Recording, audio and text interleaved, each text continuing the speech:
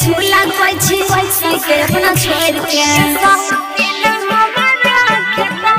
हे गई लाजो शरम सब पी गेल घोर के एक झूला कोई छी के अपना छोड़ के दोसर कमैला कपर की खूबे अगरा बोई छी दोसर कमैला कपर की खूबे अगरा बोई छी गे सोती ना हमारा खेत में किए बोले पकड़ चला बोई छी गे गछिया हमारा खेत में किए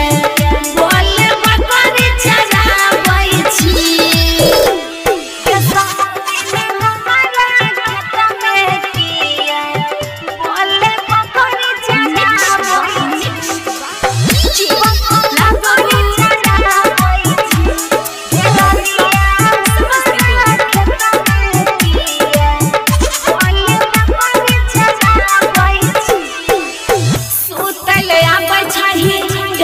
पसार के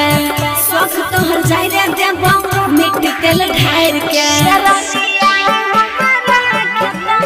सुने ना सुतल आबै छही डांग पसार के शौक तोहर जाय रे देबो मिट्टी तेल ढार के राइटर आज पवन मस रोज मिले आबै छी